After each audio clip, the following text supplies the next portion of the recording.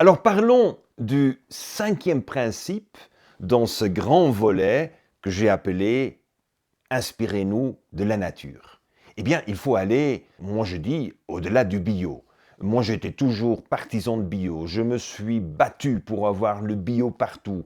J'étais toujours prêt d'aller un détour pour pouvoir aller acheter dans un magasin bio. J'adore le bio, j'adore les principes derrière, je suis 100% en faveur. Mais je suis arrivé à la conclusion que ça ne suffit pas. Aujourd'hui, nous avons quand même bradé les principes du bio. Nous sommes obligés d'accepter la définition bio américain qui n'est pas bio. Et même en Europe, on a quand même triché avec plusieurs principes du bio qui nous ne permettent pas du tout d'avoir le bio comme c'était conçu tout de début dans les années 60. Alors, il faut qu'on passe au-delà du bio, n'a rien seulement à voir avec les règles, les définitions, les classifications, les concepts, mais c'est plutôt qu'est-ce que nous avons besoin pour faire de nos produits à consommer, de nos nutriments, de tout ce que nous avons autour de nous, qu'est-ce qu'on peut faire pour que ça soit plus que bio et plus que biodégradable. Alors la première question que je me pose, c'est que est-ce que le fait qu'on est naturel et bio, ça suffit? Je donne l'exemple concret de mon entreprise EcoVert. J'avais un produit qui était biodégradable, 3000 fois plus biodégradable que mes concurrents. J'avais un produit qui était biodégradable et qui était naturel. Ah oui, c'était l'huile de palme. Ah mais attention, l'huile de palme, est-ce que vous êtes d'accord que ça ne suffit pas du tout d'être biodégradable et naturel? Parce que nous savons tous qu'avec l'augmentation de la demande pour l'huile de palme, nous avons fait la destruction de la forêt tropicale humide en Indonésie, en Malaisie et pas mal d'autres continents, pas mal d'autres pays. Et alors, il faut que nous fassions la réflexion. Est-ce que bio, c'est suffit? Est-ce que naturel, c'est suffit? Parce que si le produit naturel que j'achète engendre une destruction du naturel, eh bien, nous ne sommes pas du tout dans le concept de l'économie bleue. C'est ça ce qui est le problème du linéaire. Parce que dans le linéaire, vous dites vous êtes naturel et bien entendu, vous faites du bien. Non, c'est pas de garantie. Moi, j'avais l'huile de palme comme matière première pour ma détergence et il est évident que c'était pas suffisant. Et faire moins mal, c'est faire du mal. Alors il faut se poser la question, par exemple, est-ce que le fait d'avoir un produit bio et naturel, est-ce qu'en plus, ce produit est en train de régénérer la terre? Nous savons très bien que toute consommation demande une extraction des nutriments de la terre, soit des minéraux, soit des plantes, soit des animaux. On fait une extraction du vivant et est-ce que nous sommes en consommant en volume, en quantité et en qualité qu'on souhaite avoir, est-ce que nous sommes en train d'enrichir cette terre ou est-ce que nous sommes en train d'extraire et appauvrir cette terre? C'est la question qu'il faut se poser. Parce que dans la nature, on fait tout, toujours, pour ne pas faire l'extraction, l'économie extractive, on fait toujours pour construire les bases nécessaires pour qu'il y ait plus de vie. C'est mon expérience avec la forêt Gaviotas en Colombie. Nous avons fait le dessin d'un système de régénération de la forêt qui nous a permis de faire augmenter la couche de terre et le contenu du carbone. Eh bien, c'est ça ce qu'il faut se poser la question. Est-ce que nous sommes bio ou est-ce que nous régénérons la terre? Deuxième question évidente, est-ce qu'en faisant une extraction du naturel, du vivant, comme on fait, est-ce qu'on est en train de promouvoir la biodiversité ou est-ce que nous sommes en train d'éliminer la biodiversité? On peut très bien avoir un produit bio qui ne maintient pas la biodiversité existante.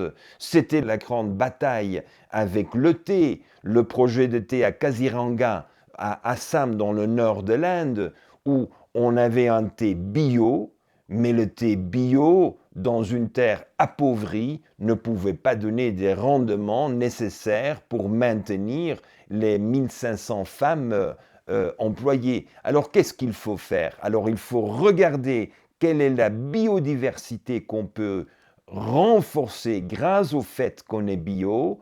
Et cette biodiversité devrait vous amener à avoir des revenus supplémentaires. Je vous donne les cas concrets de Kaziranga du thé. Eh bien, nous avons décidé de faire la cultivation du poivre, qui c'est une vigne. Alors tous les arbres, comme on est passé au bio, eh bien, les vignes ont une nouvelle chance de s'imposer, de vivre, mais on a choisi des vignes de poivre qui nous permettent d'avoir des revenus supplémentaires. Alors, grâce au fait qu'on a fait bio thé, on a poivre bio. Eh bien, la combinaison des deux revenus fait que le système est beaucoup plus concurrentiel. Ça veut dire qu'il y a plus de revenus, on va rassurer l'emploi des femmes dans la région et nous avons une croissance économique sans exiger qu'on exploite plus les terres.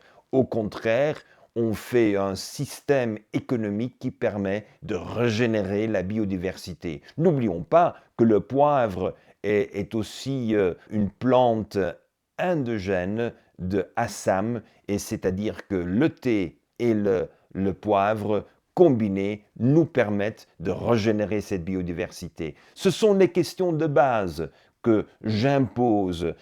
En plus, soyons quand même clairs que bio n'est pas suffisant, il faut se poser des questions supplémentaires. Même chose avec la biodégradabilité. Le grand problème, ce que nous avons aujourd'hui, c'est qu'on a pris une décision de donner le label de biodégradabilité à presque tout.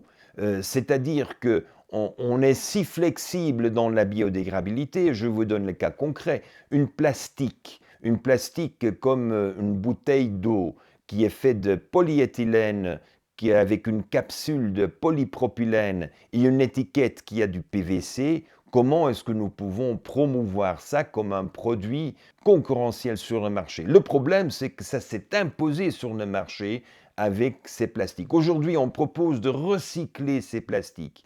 Et il y en a même qui ont proposé d'avoir des plastiques biodégradables. Mais la biodégradabilité en Europe a été définie comme la biodégradabilité dans des terres. C'est-à-dire que les micro-organismes qui vivent dans nos terres, ce sont des micro-organismes qui ne sont pas du tout présents dans l'océan ni dans l'air. Ça veut dire que quand vous avez une bioplastique qui est biodégradable dans la terre, eh bien, cette même bioplastique est probablement pas dégradable, il y a toujours des exceptions, est probablement pas biodégradable dans l'air et certainement pas dans l'océan. Alors nous sommes confrontés avec une accumulation des plastiques dans les océans parce qu'on a mal défini, on a mal compris le standard biodégradable.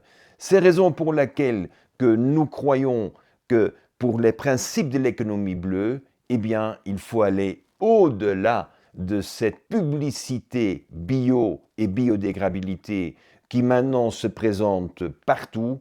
Il faut qu'on se pose des questions de base. Et pour moi, les deux questions clés est évidemment, avant tout, est-ce qu'on est en train de régénérer terre et est-ce qu'on est en train de mettre la nature de nouveau sur sa coévolution naturelle où la nature cherchera toujours d'augmenter la biodiversité? Le bio certifié, eh bien, c'est plus cher. Le bio certifié, même avec toutes les limitations qu'on vient de discuter, malheureusement, en général, est trop cher. Une des raisons pour lesquelles, c'est qu'on ne peut pas travailler sur l'économie d'échelle, mais deuxièmement, la raison principale, c'est qu'on ne pense pas en économie bleue. On reste avec le bio dans le concept du marché unique. C'est-à-dire, je suis dans les cafés, je ne vois nulle part dans les magasins des champignons cultivés sur le marc des cafés et je ne vois pas du tout des œufs des poules qui ont mangé les déchets du substrat des champignons qui ont été cultivés sur le marc de café. C'est-à-dire on n'utilise pas, on n'exploite pas du tout cette opportunité. Ça, c'est un premier défi. Un deuxième défi, c'est que moi je crois que on ne devrait jamais certifier tout ce qui est bio. On devrait certifier tous les autres. Les autres, on devrait certifier quels sont tous les produits chimiques qu'ils ont utilisés, quels sont tous les antibiotiques qu'on trouve des traces, quelles sont les concentrations de glyphosate qu'on a encore là-dedans. Qu'est-ce qu'on a encore comme produit OGM qu'on a accepté? Parce que ne dites pas qu'en Europe, on n'a pas d'OGM. Toutes les bières, presque toutes les bières en Europe, sont fabriquées avec des levures OGM. Ce ne sont pas du tout naturels.